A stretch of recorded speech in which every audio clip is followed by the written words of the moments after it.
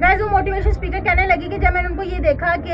एक घर का सरबरा जो होता है ना, घर का भरा सरबरा होता है, वो उनके खावंद ही होते हैं, या यानी कि जो घर को चला रहे होते हैं। एक वो बंदा जो मेहनत मजदूरी करके अपना जो है साल की सैलरी पैकेज ला के अपनी वाइफ को पकड़ाता है, वाइफ उसके बाद 150 रुपीज़ करके दे, तो इस तरह से तो घर की हुक्मरानी फिर बीवी चला रही है ना। तो भाई कहने लगी कि हमारे माशरे में इस तरह की भी भाई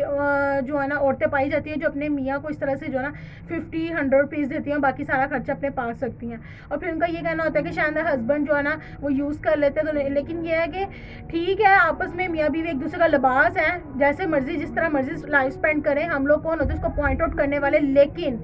एक मर्द की जो है ना इज्जत होती है एक फैमिली में लोगों के अंदर। तो भाई आपका जो भी अंदर का पॉइंट सिस्टम था, जिस तरह भी आप लोग घर चला रहे हो, लेकिन ये कि इज्जत हस्बैंड को सबके सामने भी देनी चाहिए, गैर मौजूदगी में भी देनी चाहिए। तो आई थिंक सो वो जो पैसे वो पकड़ाए थे, तो ये मियाँ का काम बनना चाहिए था कि भाई वो अपनी वाइफ को जो है ना खर्चा दे के जाते। लेकिन ये आजकल के दौर में इस तरह से होता है कि सोसाइटीज़ में इस तरह के कपल पाए जा रहे हैं कि वाइफ जो है ना अपने मियाँ को जो है ना पैसे निकाल के दे रही है, हालांकि कमाने वाला भी मर्द ही है। एक उन्होंने ये चीज़ पॉइंट आउट की और कहने लगी मैं बहुत ज़्यादा शर्मसार हुई है देख के कि इस तरह का भी है। तो खैर ये मैसेज उन सबके लिए था जो कि भाई अपने मियाँ को अपनी इज्जत दो, रिस्पेक्ट दो सबके सामने भी और उनकी गैर मौजूदगी में भी।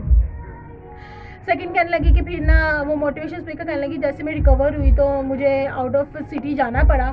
किसी फंक्शन के पॉइंट ऑफ व्यू से। तो कहने लगी कि मैंने रास्ते में एक चीज़ जो है ना ऑब्जर्व की, वो ये कि रास्ते में मैंने ये चीज़ ऑब्जर्व की कि दो बच्चे थे जो कि ना अंडे बेच रहे थे, एक बड़ा भाई था और एक छोटा भाई था। और वो अंडे किस तरह से बेच रहे हैं कि मतलब कि भरा जो है उसको पढ़ने का भी शौक़ है, उसने अपने हाथ में बुक भी पकड़ी हुई है, साथ साथ वो अपना रीड आउट कर रहा है और साथ साथ